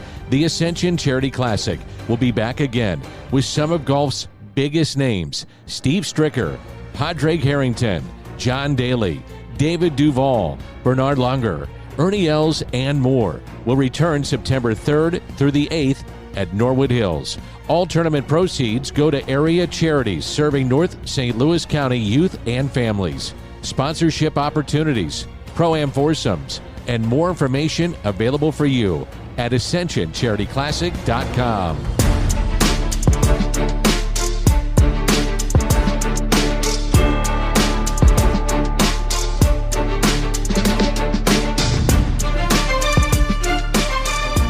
Golf with Jay Delsing rolls on 101 ESPN this Sunday morning. A reminder, we do this every Sunday, 8 to 10, talking golf. That's Jay Delsing. I'm Dan McLaughlin. We're coming to you from the CarShield Studios, and as always, presented by Daugherty Business Solutions. Okay, before we hear the fireside chat from Dalhousie, we're going to tip our cap to Dalhousie in the night that we had. It was a great night, wasn't it? Oh, Danny, first of all, it's always great to be with you, but Dalhousie is a special place, and what Cord Dombrowski and Billy and his staff team, Billy Morrow and Nick and John and all those guys, they're just great people. So our tip of the cap is brought to you by the Dean Team Volkswagen of Kirkwood, 314-966-0303. That's Colin Burnt. They can get you any sort of vehicle, guys. Call Colin today. We went down to Dalhousie. We had this fireside chat. I don't want to say we had a packed house, but we had as full a room as we could have. The guys said they invited. So hold on. That is a packed house. Yeah. So we did have a packed house. I mean, it wasn't like there were 100,000 people there, but they invited all. Yeah. So it was just awesome. And what was crazy is that the interaction, all of a sudden questions just started flying. I mean, we didn't necessarily even roll the carpet out for the questions, and people like, hey, what? And so we just kind of went with it. It was great. The food was great. It's just fun to be in a room with people that are loving golf, supporting a special place, but then, really wanting to grow the game, ask questions, try to get better. It was a special night. So we started that conversation by talking about the place we were at, and that's Dalhousie. Yeah. When I first got to Dalhousie, I was kind of like, are you sure I'm in Cape Girardeau? Because I no disrespect to Cape Girardeau, but you don't typically find such a world-class golf course, in a small little town like this. But then when I started learning more about the national club sort of distinction, there's nothing like it around. There's nothing like it in the state. And every time I come in and I see the different flags from all the different states and things like that, it just speaks volumes for this place. But what really sticks out in my mind, you guys, are the people, Billy and his staff, Cord, the family, and that's the thing that's the differentiator for me. There's a lot of good golf courses that if you run into some people that, they can kill your experience. The golf can be great and the people can just ruin it. And they're so over the top, friendly here and accommodating, and then to be able to stay the night and stay on campus, so to speak, have a great dinner, and then just go back at it, do it again the next day it's a thrill. So what my job really is to make sure St. Louis knows what we have down here. And I know some of y'all live here. Maybe you don't want too many of us coming down, and I understand. But it's a special place. It really is. And when I got to Cord gave me a tour, and the painstaking lengths that went through, making this place what it is. It's pretty special. Does this place remind you of anywhere you played at on tour? Does a place come to mind that you think about with Dalhousie as, compared to other places on tour? Well, I'm a huge fan of Jack Nicklaus designed golf courses, and there's a little Scottish feel here. I played in a British Open, a Scottish Open, and there's definitely a Scottish feel. And then when you get to the Jack Nicklaus, I hit my driver all over the place, and Jack was pretty generous off the tee, so I always liked Jack courses, and so it's just something that I want to play. It makes it fun. I look forward to it. I know all the holes. I don't know the course as well as I will after this year when we get to play a lot more, but when I was playing all the time, I didn't look at a facility like this the way I do now, where you have all the places to stay, the cabins and things like that. We'd go to certain places that might have this if we were playing the event. I was trying to figure out how to make a cut and maybe make some money. And when you come down here, it's you just get a much, you're relaxed, and it's just a much better vibe and feel for what you're doing. We're going to jump around on a lot of different things here tonight, but you mentioned Jack. You played with Jack. I did. What was that like? It was terrifying initially, but most of the guys, I got to play with Arnold Palmer. I got to play with Tom Watson. These guys were such great ambassadors for the game. So I got to play with Arnold Palmer when he was a little best, as he was probably 70, but I was still in awe. I walked up to the first tee with him, but I didn't know if I should genuflect or what, because I truly felt like this was royalty, and when Arnold Palmer died, the word icon, and there just wasn't a word around that meant what he meant to the game and did what he did. And then playing with Jack. So I'll tell you guys a story. We were over in Maui for the Senior Skins. There used to be an event on TV for the Senior Skins, and Jack was a big part of that. And we weren't quite 50. There was a bunch of us younger guys doing some pro-ams and doing some entertaining. And so I was out playing with Fred Couples and Mark O'Meara. Tom Watson was there. It was just Fuzzy Zeller, Nick Price, just a bunch of the better players on tour. I was a player to be named later. Somebody couldn't get over there, and I was like, I'm going to Maui. I think it was in January, so that's how I wound up getting there. But everybody was playing, and we were giving each other the needle and having fun. And then Jack shows up on like the third hole, and everything changed. Everything changed. All the players were like, and it was like, the guy that won the tournament just got here. That's it. And I was like, I've never seen these. Most of these guys are alpha dogs, and they're, they don't back down. Curtis Strange was one of them, and those are big personalities. And I've been through a lot of different things with those guys. But then Jack walks up and he's got this intimidating presence with the worst voice to match, because it's so high pitched, and he's like, "Hi, fellas," but then we get to so we're playing the skin game, and we've got all this stuff on the line, and all of a sudden, Fred Couples misses the first green of the day, and balls are flying all over the place, and Jack just knocks it right in there and takes all the money, and it was I had never seen anything like it before. How about the king, Arnold Palmer, when you first met him and you had a chance to play a little bit with him? He mentioned, though, a little bit at the tail end of his career, but still, it's the king. It's Arnold Palmer. Yeah, it was a king. He was the best. The best Arnold.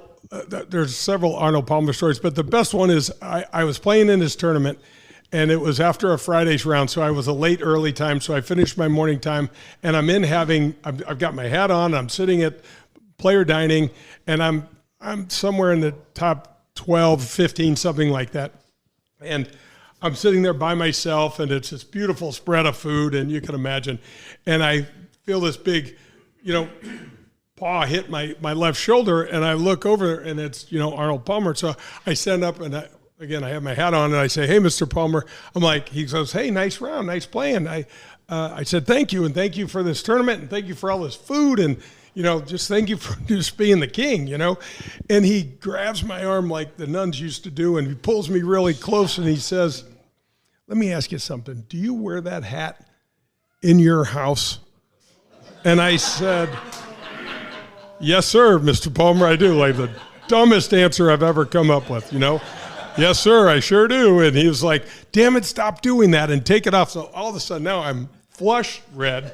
I take my hat off, and he goes, "This is my house. Show me some respect." And I was like, "Oh, damn."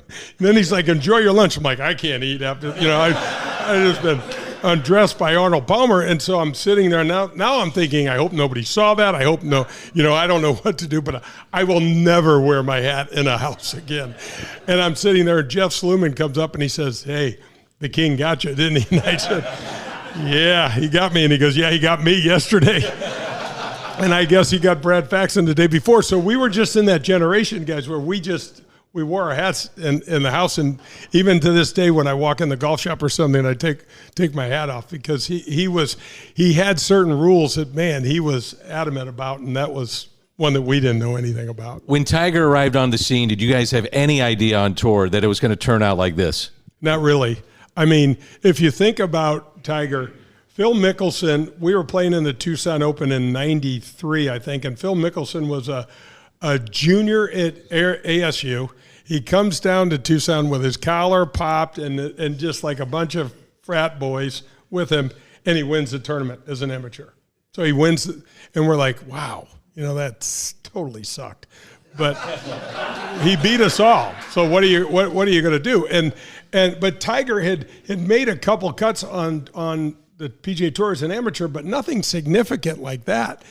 And when he came out, it was, there were a lot of people. We were playing. I think his first tournament was we were playing in Milwaukee. I think he played. That's when he said "Hello World." Yeah, "Hello World." He played in Milwaukee, and I remember him making a hole in one, I think, on the fourth round, but he didn't necessarily have a good tournament. And then the next week at John Deere, it's interesting, guys. He gets all these exemptions at Milwaukee, John Deere, and never went back to play any of those tournaments. When he went out there, there's a funny story. I don't know if you've ever been to the Quad Cities area, but it's Davenport and Bettendorf, Iowa, on the Iowa side, and then Rock Island and Moline on the Illinois side. And I think it's the Moline.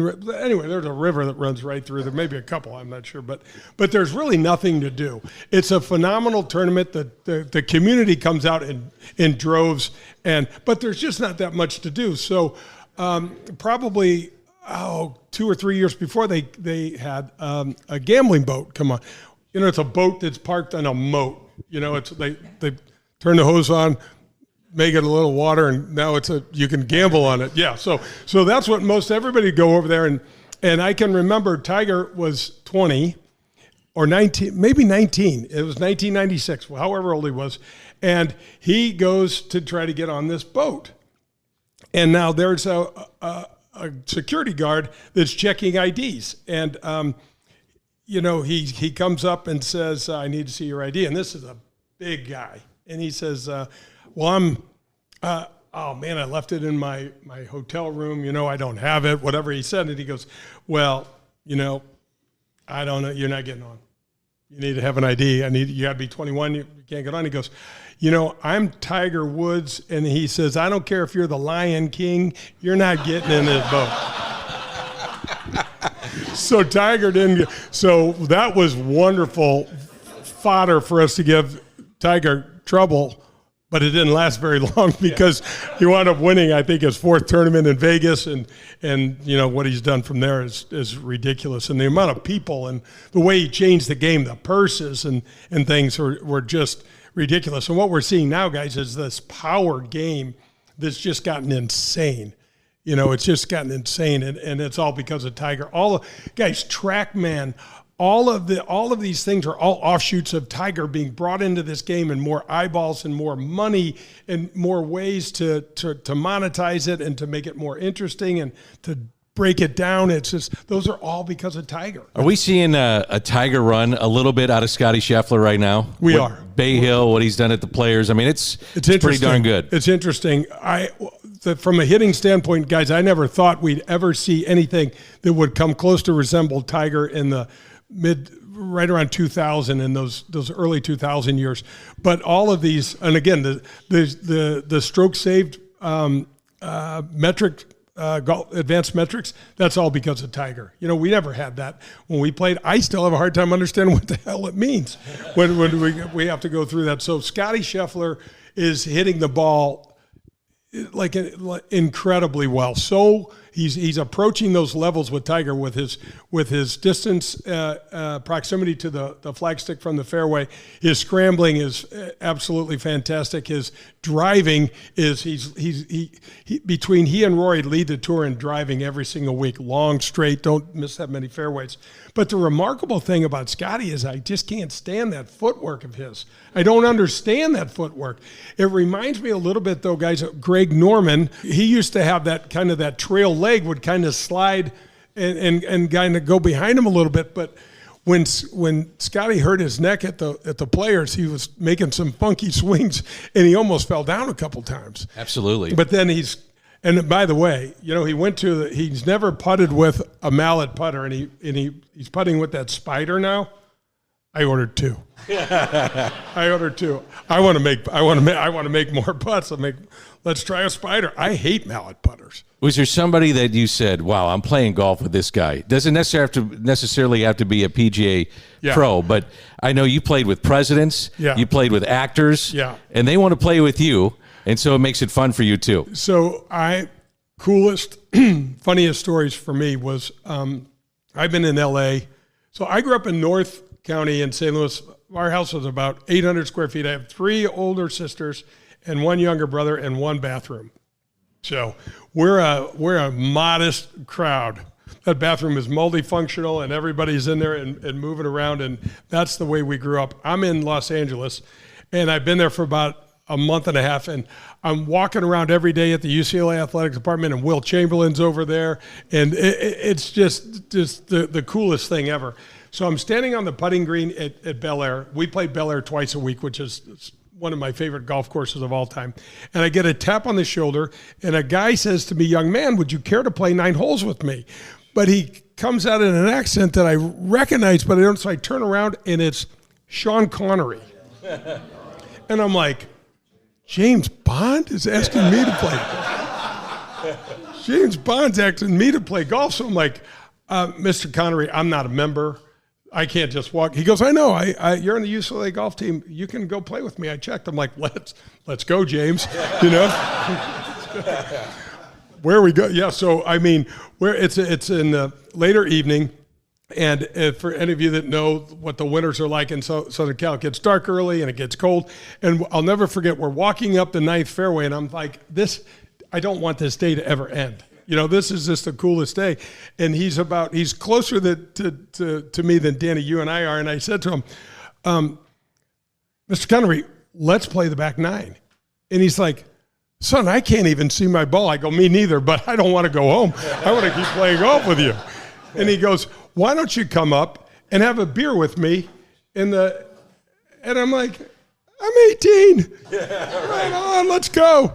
So for any of you that have played Bel Air, you get off the 9th, you walk through a tunnel, you go into an elevator, it takes you straight into the men's locker room. It's unlike any club you've ever seen.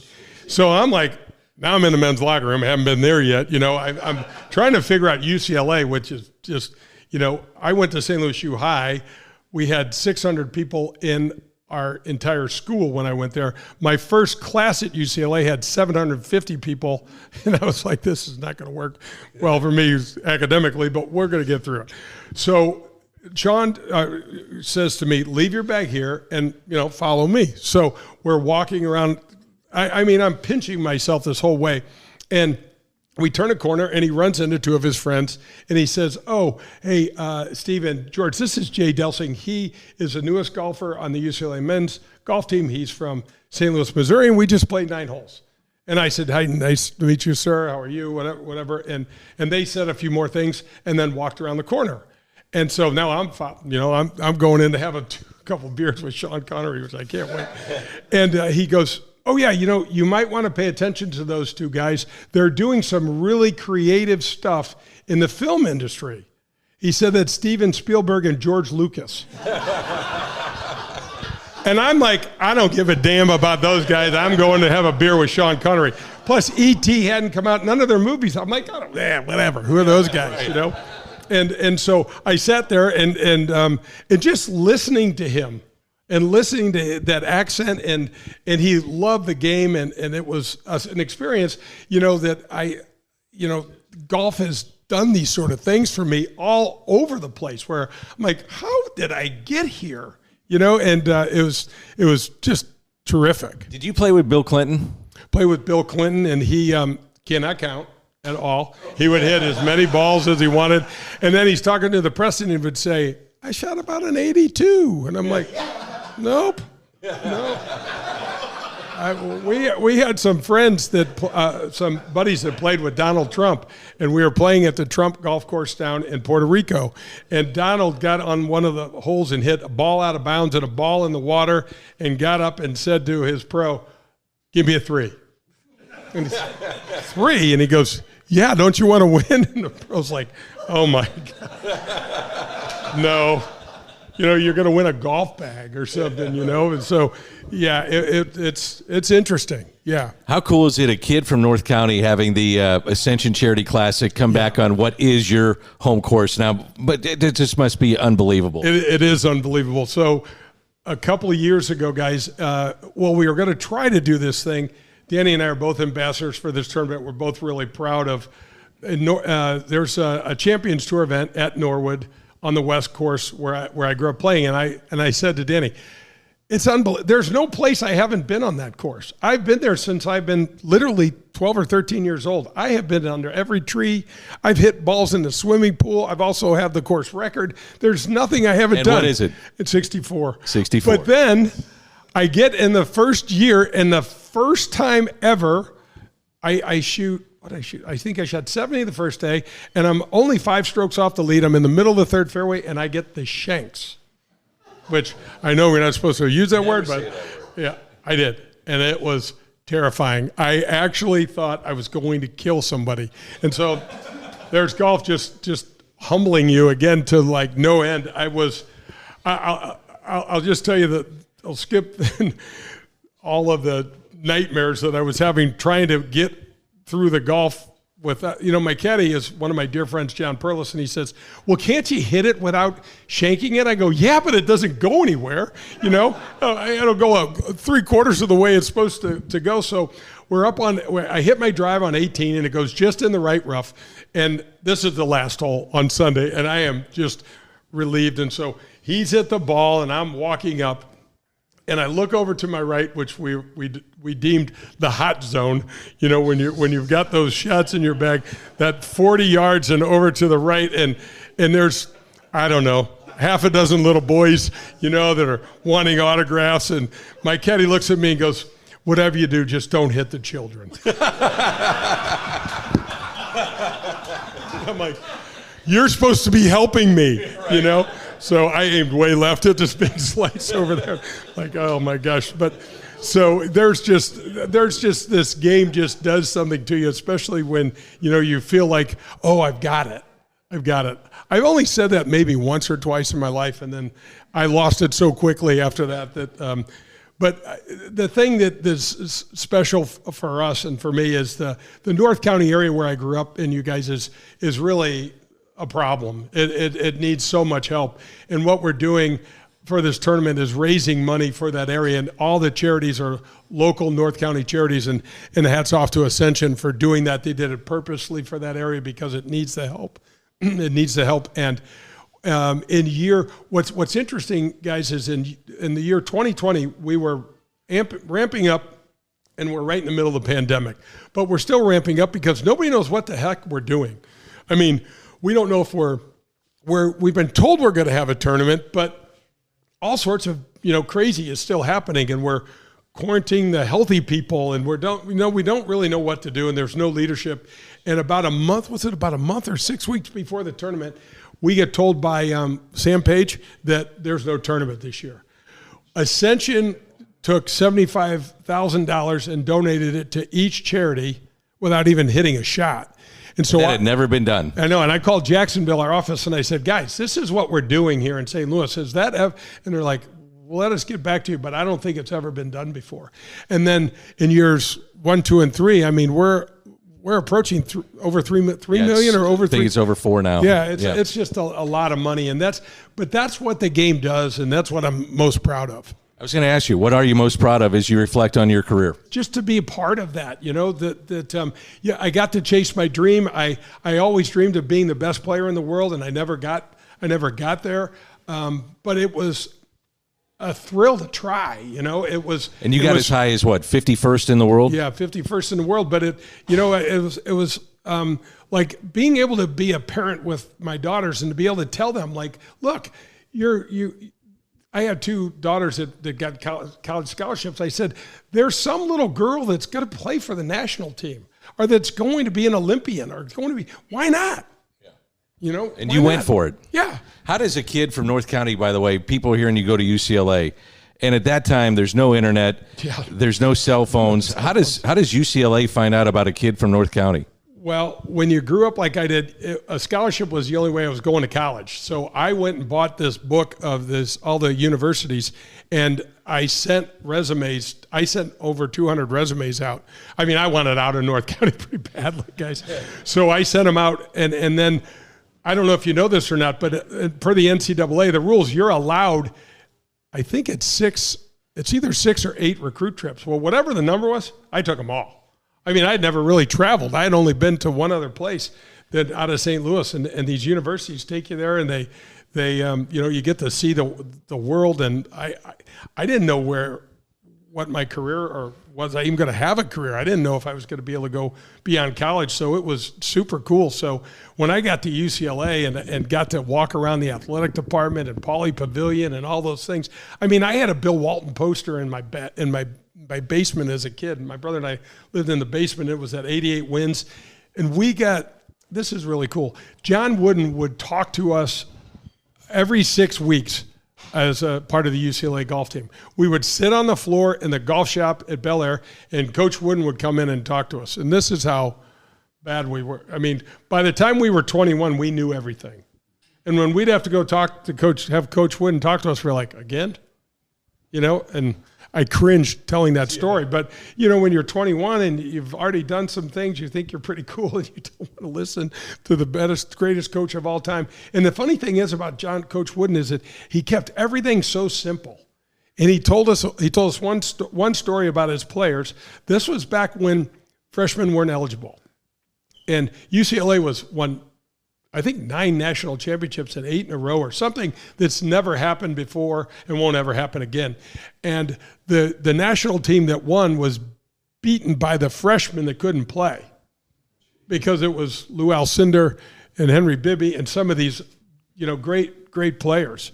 And he said that Bill Walton was probably the most interesting guy that he ever coached. And because John Wooden was all about you're going to be a man, you're going to represent what you believe in. And Bill Walton really believed in wanting to grow a beard. And Coach Wooden really believed in you're going to be clean shaven. And so there was a problem there. And Bill Walton said, Coach, you're teaching us to be men. We're going to be responsible. And I think it's within my right as a citizen in this country to have a beard, and I'm going to grow a beard. And Coach Wooden said, this is awesome, Bill. I think it's wonderful that you're doing that and you're that convicted, and the team's going to miss the hell out of you.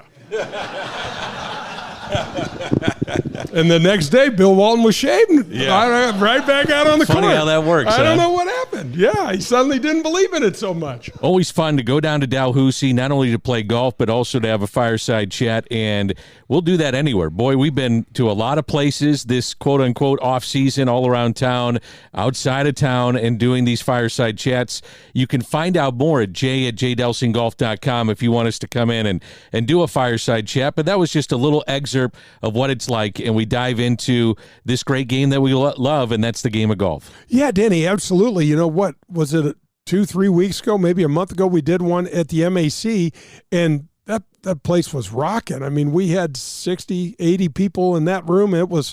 We had some real lively discussions. There's just so much to talk about right now in the game, and there's drama with Liv, there's domination with Scotty, there's what's Tiger going to do on the Champions Tour? Can he walk? Can he do that?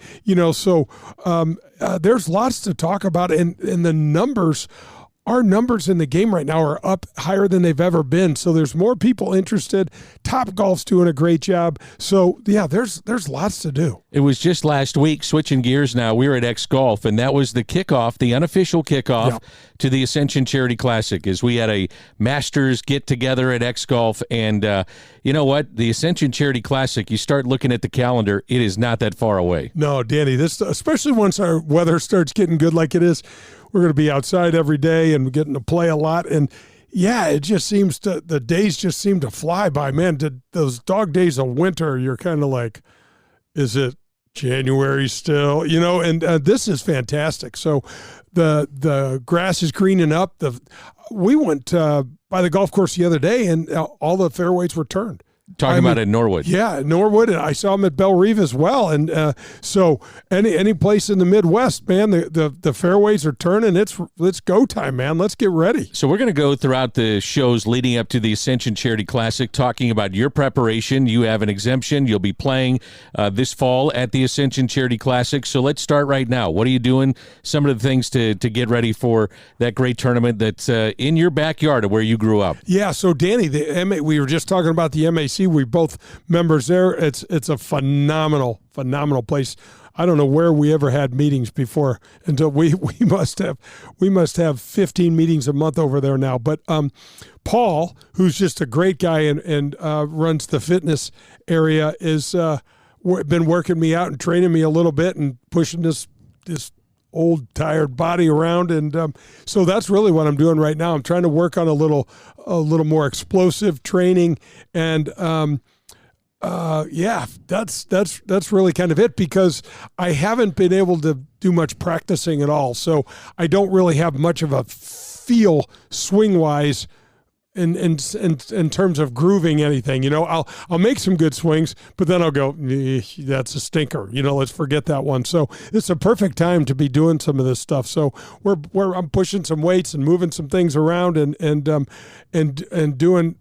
trying to work on the fast twitching muscles sort of thing. How about when you get on the course? Is it the first thing you're looking at short game and then advancing to iron play and then eventually going off the tee? I always start with the short game, D. It's my favorite part of the game. It's the most important, I think. I mean, they're all important, but man, you can have bad days, and if your short game's up to snuff, you can really save a lot of shots. If your driver's bad, I can hit 3-wood all day and still get off the tee okay. So I always am working the short game. I got my new spider putter. Oh, you didn't tell me this. I just got. Well, I haven't even got to use it yet. But I went over the other day to try to putt, and it was blowing so hard. First putt I hit, couldn't get a read properly. My first putt I hit. You know how slopey that green is at Norwood. When I first putt I hit, almost went in one hole, and then it got closer to it. It just kept going. It went 25 feet past. I'm like, yeah, this isn't a great day to practice. But so I've never used a mallet-headed putter before. It's a tailor-made spider, and it feels great. It's weird because it's a lot to swing for me, but it really has good balance. So I'm anxious to get out there and try it. And let's explain that. You went from a blade to the mallet, kind of similar to what Scotty Scheffler has done. This is the exact and same was putter. he the motivator for you? Oh, hell yeah, it was. I mean, why not? And everything is the same in the putter except my shaft's a little longer, and the neck is a little bit. It's just a little bit different. He's got the neck that resembles more the Answer style neck, and mine has got very little offset on it. How did it feel? It felt good. It's just when I look down at it, it just looks like a lot. So, folks, a blade putter is 4.5, 5 inches long, but it's not very wide. There's not very much behind it. A mallet putter is just what you think of a mallet to a hammer or something. There's a lot behind it. I mean, if you look at the mallet head putter that Keegan Bradley's putting with, it looks like a satellite dish. You're like, Keegan, how many channels does your putter get? Sure. And so it's just a different way. There's a guy named George Lowe, who's one of the all-time great putters from South Africa, used to use a wizard and then went to some mallet, had to putt. So look, if it'll go in, Danny, give me a hockey stick. I'll try anything. I'm curious about the grip. Some people really like the very thick grip on a putter. Others are like, nah, I want to get more of the feel to what I have in my hand. So which grip do you prefer and why? I don't like the big Super Stroke grips. Now, here's what Super Stroke did so beautifully. We've been messing with our grips on our putters forever. But Danny, when you put a bigger grip on this, on the non-head end of your putter, it screws up the entire balance of the putter. The way, so you know about counterbalancing and things like that. So what Super Stroke did that's so magnificent is that they got these massive grips and they're made of nothing. They're foam. They're just light resin material, and so they can get big and fat, and they don't screw up the overall weighting of the putter head. So it's fascinating. I still don't like them. They just feel weird. It's too big. I like the pistol style grip. So the pistol grip is one that flares a little bit towards the very butt end of the club. That's what I like, and that's usually what I putted with, and that's what I had them put on this TaylorMade putter. Do you know this is the first putter I bought in probably 40 years? Is that right? And it's the first club I bought in at least that long. I've seen you scrape the putter along the cart path when sometimes you don't get the result that you wanted. I see you scrape that thing across. Yeah. I mean, you've beaten that thing to hell. Well, do you ever have to train a puppy? See, that's what you got to do. You say, this is time out for you. She's got to, this putter's got to understand that there's other clubs that might want to come play. That's the way I look at it, and every once in a while, those putters need a little airtime. Some of the guys does not hurt on the PGA Tour. I see them use the belly putter. You're such a big guy. I mean, you're 6'5", 6'4", whatever it is. What is it? 6'5". 6'5". Yeah. Belly putter would be really long like for a ski you. pole. Yeah. I used to practice with the belly putter. The belly's been outlawed, but you're talking about what Lucas Glover and yeah. So it's the same concept, except you can't anchor it anymore. And yeah, Danny, Willie Wood, who's 5'6", had a belly putter, and he was messing around with his belly putter, and he saw me with a belly putter, and he came over and he said, "Is this a belly putter for you?" And I said, "It is." And it was too tall to be a broomstick for him. So yeah, it's long. It's really a pain is can't travel with it. Yeah, it's too big for your golf bag. But guys that travel on the private jets now don't really have a problem with that. But Southwest, you'd have to carry your putter on. That's weird. So I guess part of it then, when you start preparing for the Ascension Charity Classic and you're on the putting green, are you doing the putting drill right away? Yeah.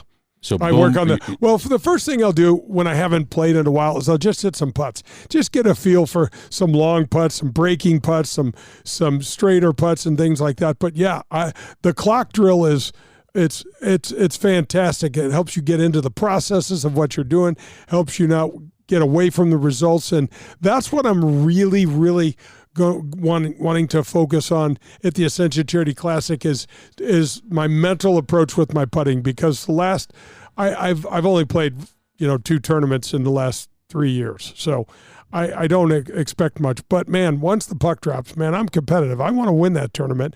And so I want to make sure that I do enough mental prep that if my game is there. My game was there last year, Danny, for I saw it. My first day, I shot 69. But, I mean, it was a 63 or 4 if a couple of putts went in. And then everything just kind of went to hell in a handbasket from that. I think I shot 73 the second day, and then I think they're still counting my strokes. We don't need to talk about that. That's gone. Sunday's out of here. Yeah. But I'm definitely going to be in a cart more this year. I'm hopefully not going to be quite as tired.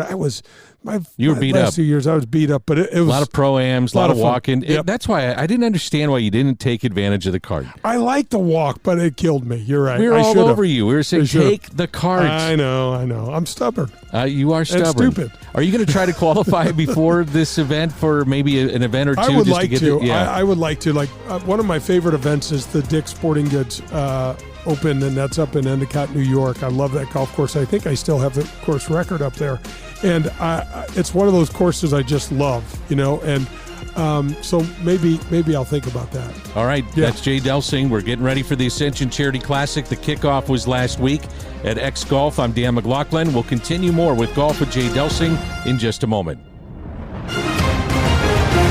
Hey, St. Louis, Eddie McVeigh here from Maggie O'Brien's. When you head downtown for a concert or cards or blues game, and now for the St. Louis City soccer game, please come see us at Maggie O'Brien's before and after your event. Take our shuttle to and from, or stay in-house and watch your favorite team on our multiple high-def TVs. We look forward to seeing you soon at one of our 2 locations in Sunset Hills on South Lindbergh or downtown at the corner of Market and 20th Street. Union Station is next to us. For the best in Italian cuisine in St. Louis, look no further than Paul Manno's, located in Chesterfield. It's traditional Italian cooking, and their best ingredient, it's their tradition. It's cooking like Paul's grandmother used to make, and like his mother still prepares today. There are no corners cut at Paul Manno's. From greeting you at the door to the pasta you'll share with your family, Paul Manno's is committed to bringing you their very best anytime you share a meal at their place. It's Paul Manno's, located in Chesterfield.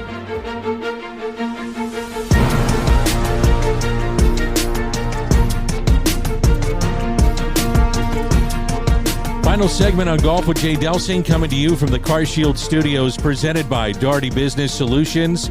We have heard from Zach Conlon, managing partner of Elv8 Golf, also Eli Scala, general manager of xGolf. We just took you down to Dalhousie. Hopefully you enjoyed that. And now it's time for the mailbag.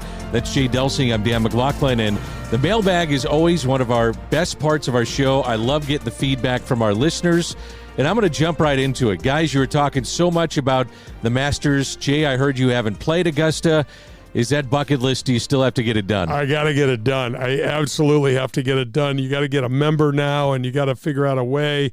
I got to do it. I keep it keeps slipping my mind, and then when the tournament comes, I'm like, come on, man, get down there. I know I got to get down there. Gosh, I would love to be able to putt those greens and just walk around. I would like to spend time on all that.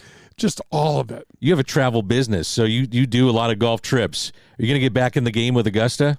Maybe head back down there next year? Oh, I would love to. One of the companies that I used to activate with, they just completely shut her down. Interesting. Yeah. Okay. So the pandemic's been weird. It's been great for golf, but a lot of companies, Danny, were spending money, and then forced to shut it down and realized maybe we don't have to do that anymore, so that kind of sucked. We're getting a lot of questions about course management. People are getting out now. They're starting to play. The weather has changed. The golf courses are greening up. So what about course management? So course management it's kind of a catch-all, right? It's one of these things that can include a lot of different components of your game. From a putting standpoint, course management is we've got to try to eliminate 3 putts. We've got to try to eliminate 3 putts because why is course management important? Because we want to use it to help us score better. right? So that's obvious thing. Another thing that we talk about all the time when we're referring to course management is not letting one swing, Danny, cost you more than one stroke. You can't. So we all are going to hit bad shots. There's no way around it. But can we, for the most part, keep it on the course, not out of bounds, out of the hazards for the most part? We know not always that's going to happen, but that's a key component. What happens to a lot of people, Danny, is they go to their home golf course, they have a hole. They have a hole that, as Terrell Hatton said, which I thought was great at Augusta, the 15th hole at Augusta lives rent-free in my head. Right. And that means it's torturing him. He's a character, by the way. He is a character. I love, he is a highlight reel all into himself. Yes. How about when he said at the beginning of the week, what is your chances? I got no chance, he said. Right. I got no chance, which I thought was great. But what happens to people at their home courses? They're like, oh, it's that hole. It's the it's the 17th, whatever it is. And they wind up building this thing up. And so we've got to figure out a plan for that. Maybe it's 2 holes. Maybe they don't, maybe it's just the way the tee block lines you up. But whatever it is, we've got to tackle it with a different cure, meaning don't keep pounding that driver into the water. You're uncomfortable. Let's get your 3-wood out. Let's pick a different target, and let's get you in play.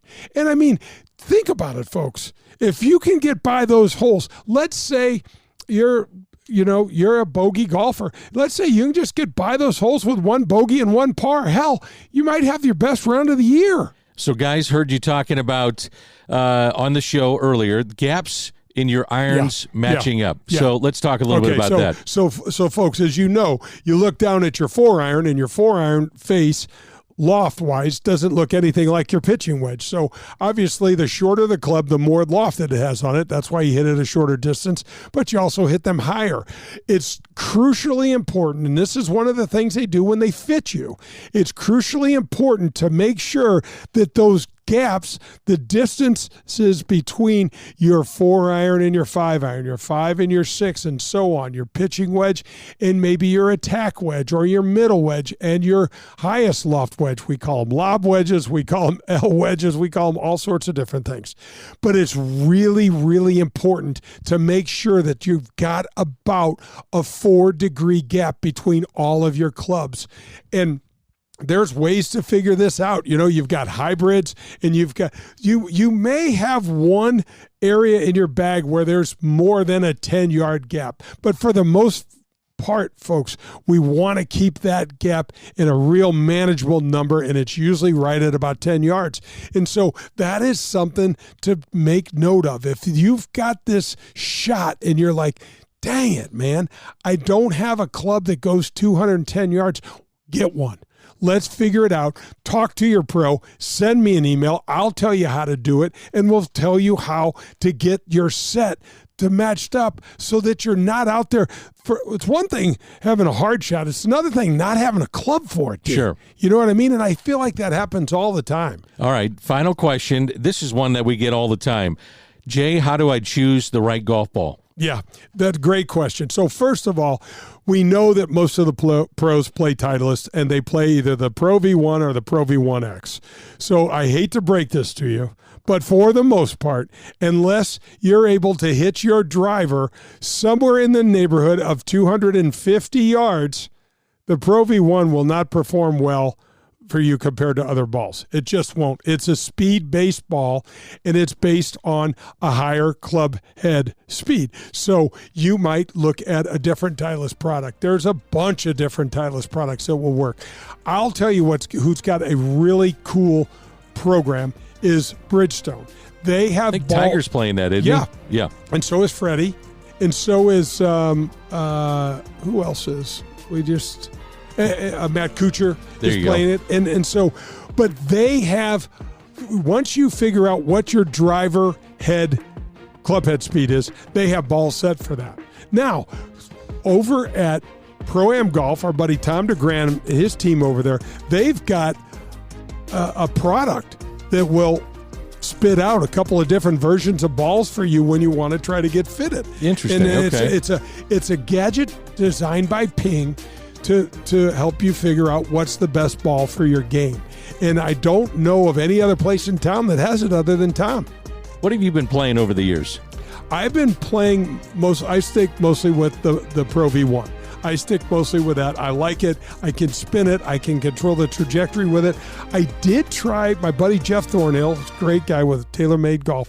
He just gave us a couple of dozen balls of the new TP5s.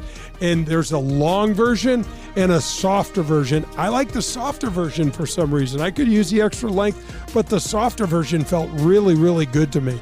And I like, Danny, you know how much I love the short game. I like those wedges doing what I want them to do, especially, that 50-yarder. You know, I like hitting those little spinners and stuff. They're really fun. This has been a fun show. A lot of information. Zach Conlon, managing partner of Elv8 Golf. We also had Eli Scala, general manager of xGolf. We took you to Dalhousie. Fun show, Jay, and always great to be with you. Ooh, Danny, I love you. It's great to be with you. I didn't know, we didn't tell the trip, folks. We were going on a trip this week. Trip to Cape Girardeau, Missouri, baby. It's a great spot, though. How do we end the show? Hit 'em straight, St. Louis, and go play Dalhousie.